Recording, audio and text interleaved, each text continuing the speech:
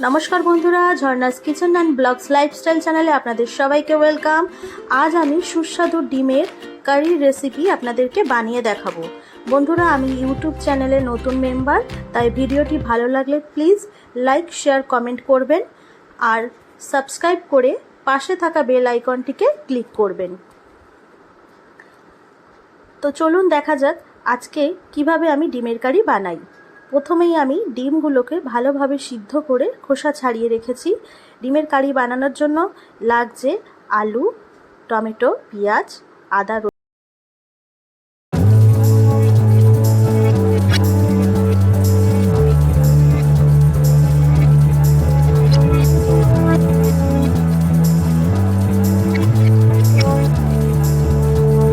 বসিয়ে দিয়েছি আর দিয়ে দিয়েছি সর্ষের তেল।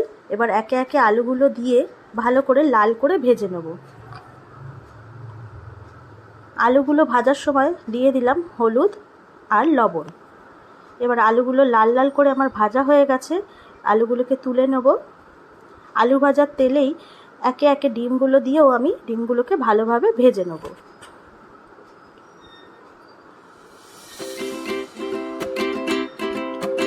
ডিমগুলোকে আমি একটু দুপাশে কেটে দিয়েছি যাতে লবণ আর মশলার টেস্টটা ডিমের ভেতর ঢুকে যায়।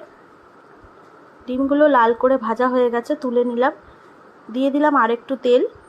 এবার আমি ফোড়নের জন্য দিয়ে দেবো তেজপাতা, দারচিনি, লবঙ্গ, এলাচ আর দিয়ে দেবো কুচনো পেঁয়াজ। এখানে আমি 3টে মাঝারি সাইজের পেঁয়াজ ব্যবহার করেছি। পেঁয়াজগুলোকে ভালোভাবে লাল করে ভাজতে দেব। দেখুন পেঁয়াজগুলো লাল লাল করে ভাজা হয়ে গেছে। এরপর আমি এর মধ্যে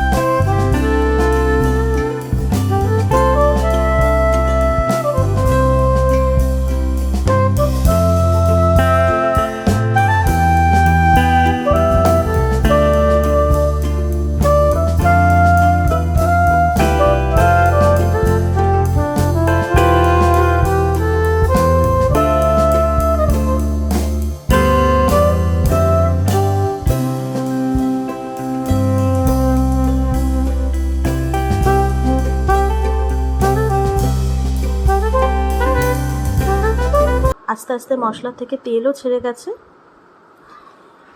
এরপর আমি দিয়ে দিলাম আগে থেকে ভেজে রাখা ডিম আর আলু। ডিম আর আলু দিয়ে আরও 2 মিনিট আমি ভালোভাবে কষিয়ে নেব, আরও 2 মিনিট। এরপর আমি দিয়ে দেবো জল দিয়ে আবারও আমি নাড়াচাড়া দিয়ে 10 মিনিটের জন্য হালকা আঁচে ঢেকে রাখবো। 10 মিনিট হয়ে গেছে, ঝোলটা ফুটে উঠেছে।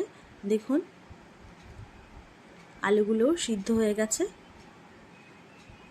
এরপর আমি গরম মশলার গুঁড়ো ছড়িয়ে দিয়ে আবারও নাড়াচাড়া করে দিলেই তৈরি হয়ে যাবে আজকের সুস্বাদু ডিমের কারি। বন্ধুরা, ভিডিওটি যদি ভালো লাগে আপনারাও বাড়িতে ট্রাই করতে পারেন। কেমন লাগলো আজকের ভিডিও কমেন্ট বক্সে অবশ্যই জানাবেন।